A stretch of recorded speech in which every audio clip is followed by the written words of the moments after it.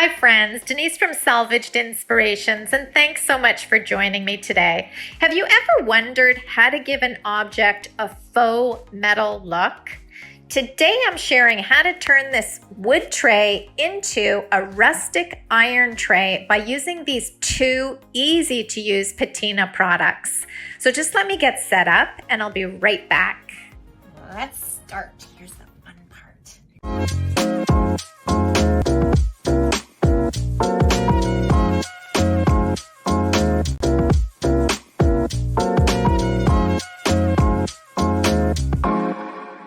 So this past Tuesday was Trash to Treasure Tuesday on salvagedinspirations.com, and that's where me and four of my blogging buddies take, something pretty trashy and turn it into treasure.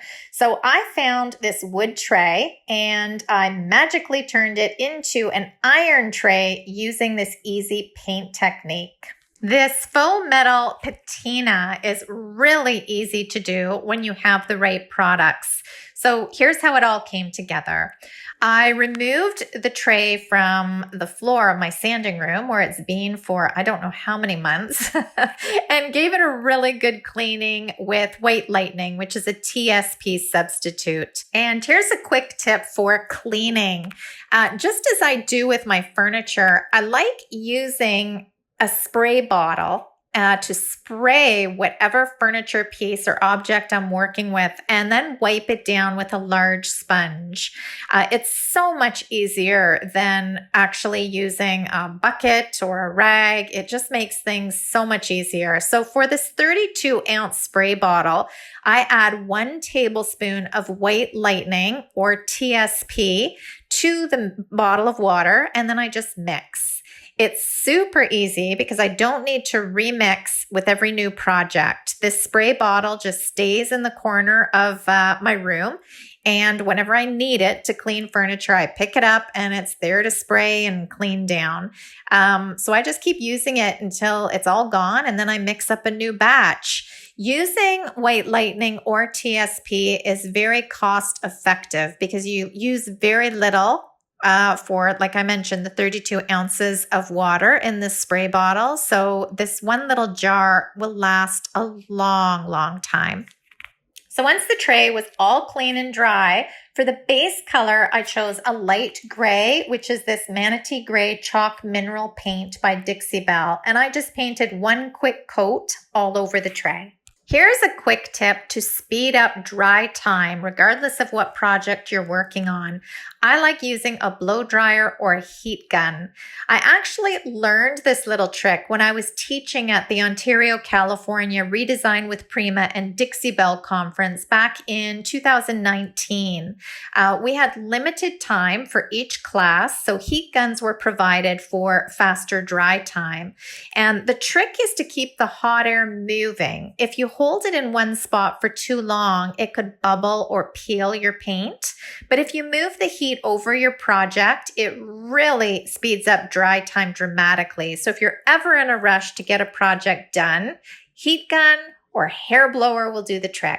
Once my gray base color was dry, I painted 1 coat of this iron patina paint.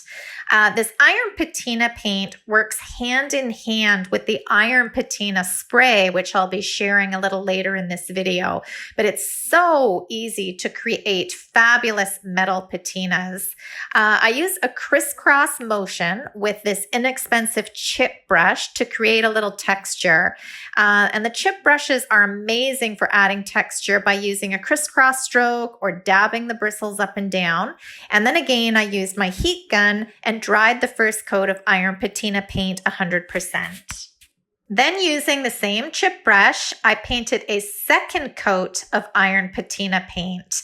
And I did the exact same thing, added a little bit of texture. And while the paint was still wet, I moved on to the next step. And this is very important. You want to keep your second coat wet and then use the spray.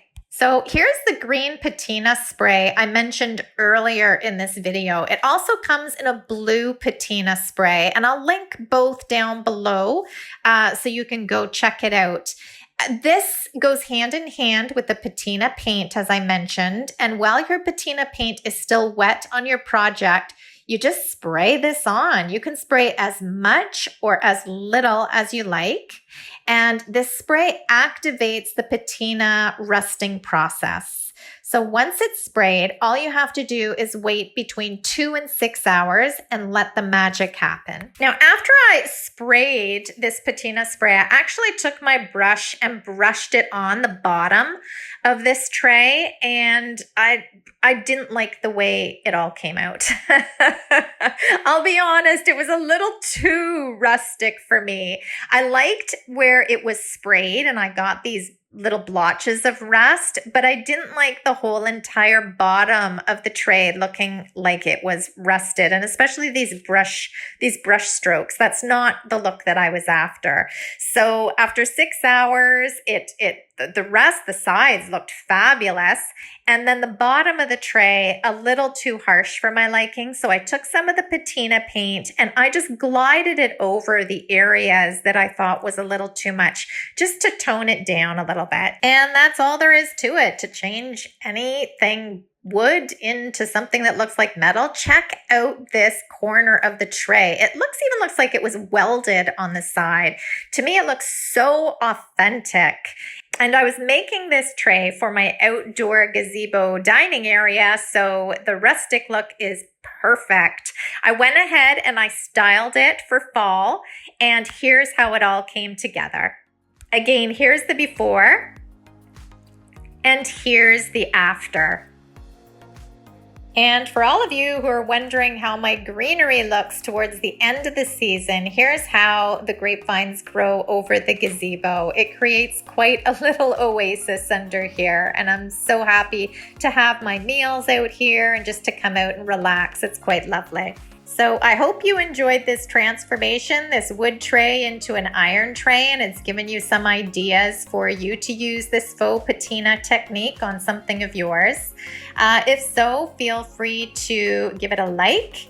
Please consider subscribing to my channel, and thank you everyone who has already subscribed. I so appreciate it.